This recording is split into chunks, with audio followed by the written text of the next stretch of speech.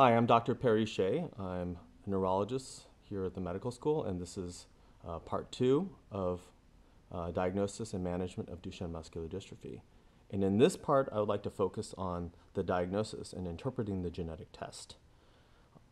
There are a couple of studies which I'd like to highlight that provide a framework for understanding how to interpret a mutation in dystrophin that would lead to the diagnosis of Duchenne or Becker muscular dystrophy. One was by Monaco and colleagues that proposed this thing called the reading frame hypothesis, which is something I'm going to illustrate. And in a subsequent study that was published nearly 10 years ago, it analyzed 4,700 patients in a database and found that this rule seems to hold true in about 91% of patients. So it seems like a fairly useful hypothesis that's a useful model for interpreting mutations in dystrophin.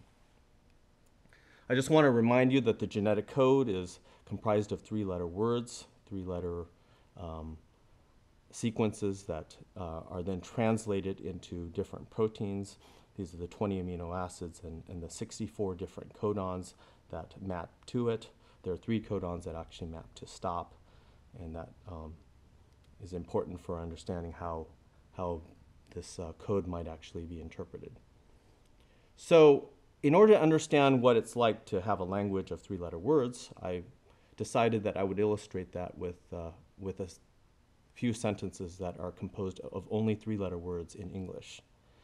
And as you can see here, this is a continuous string of letters with 3-letter words. There are no spaces between them because in the language of genetics there are no spaces. And in order to interpret this, you pretty much have to move along 3 letters at a time. And so I show here with a box that's moving 3 letters at a time what this message means. And if we map this out and put spaces between them, you'll actually quickly see what this sentence means. And what I illustrate here is that there is a position for every single letter. 1, 2, 3, 1, 2, 3, 1, 2, 3. And you want to read it from this frame, this 1, 2, 3, 1, 2, 3, 1, 2, 3 frame. You don't want to read from, say, a different frame. Let's say if you slip by 1 letter, then you'd be reading it from 2, 3, 1, 2, 3, 1, 2, 3, 1. And the message becomes garbled and uninterpretable.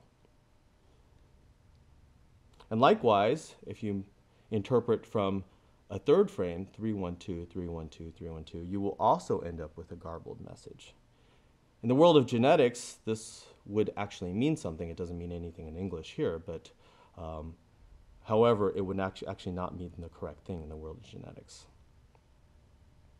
So it's important to interpret the genetic code from the correct reading frame. Now, there are many different kinds of mutations that you can see in dystrophin. A number of them are de novo, meaning the mother is not a carrier.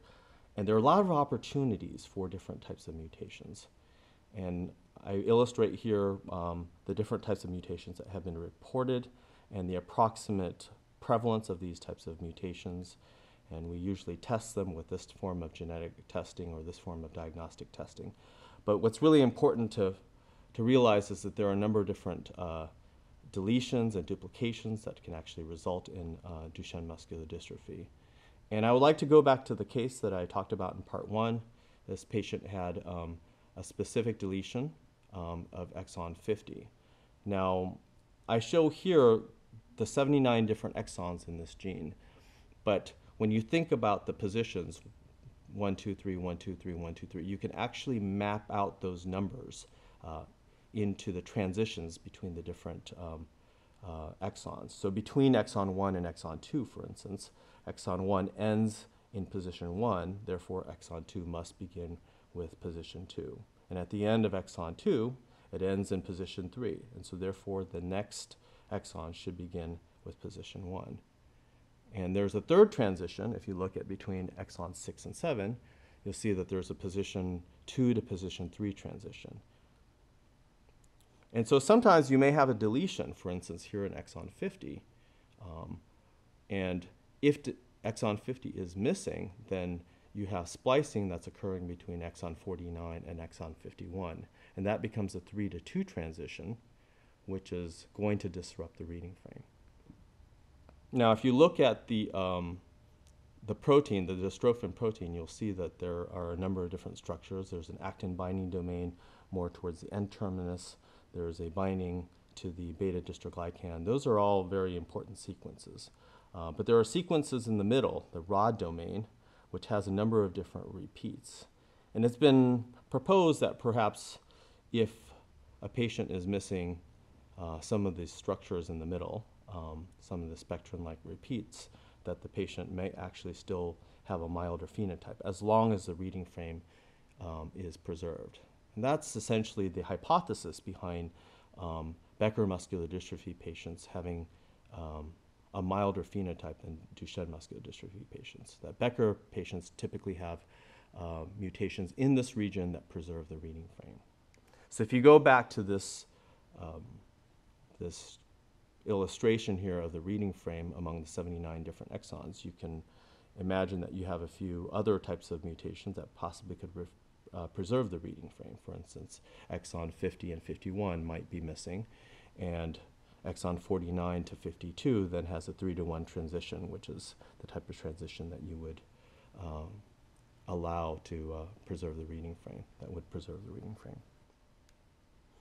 So this is a nice tool that helps us understand if you're missing certain exons, and deletions of exons are relatively common, as I said earlier. It's about 70% of Duchenne muscular dystrophy patients. And so if you're missing certain exons, you can just take them out of this figure and see if the reading frame is preserved or if it is disrupted. However, it's a little bit hard to look at this type of graph because you have numbers and colors, which are supposed to make it a little bit easier, and there are 3 different types of transitions. It's perhaps easier to use a graphical representation of these 3 different transitions. So if you imagine that you have, let's say, a flat to flat transition, or an arrow to the left or arrow to the right transition, these could represent the 3 different kinds of transitions that you would see within this gene. And this is helpful because you could predict, based on the patient's mutation, what type of phenotype the patient may have. So for instance, these are 2 different possible patients that might actually have Duchenne muscular dystrophy. And as you can see, if 46 through 48 is deleted, 45 would not fit to 49. So that would disrupt the reading frame, resulting in a Duchenne muscular dystrophy phenotype. And likewise, the earlier patient example that I provided, where the patient is missing exon 50, 49 would not fit with exon 51 at the level of splicing, and so therefore the reading frame would also be disrupted. And so this patient would also have Duchenne muscular dystrophy. And these are 2 examples of mutation that perhaps would preserve the reading frame and would likely result in a phenotype that's milder, a Becker muscular dystrophy. So 31 through 34, again, 30 fits well with 35, or 45 through 48, you can see that 44 would fit nicely with 49 at the level of splicing. And it's also very helpful because there's a therapy that you're going to be hearing about in a different lecture that's called exon skipping. And perhaps if a patient has a mutation where exon 50 is missing, that you could provide a drug that blocks the splicing of 51, then that would help to correct the reading frame. So 49 would now be able to fit with 52, for example. And so you'll hear more about that in a different lecture. So this concludes part 2 of this lecture. And in summary, I've provided examples of the reading frame and how it really serves as a powerful tool for predicting the severity of the phenotype of patients who have mutations in dystrophin.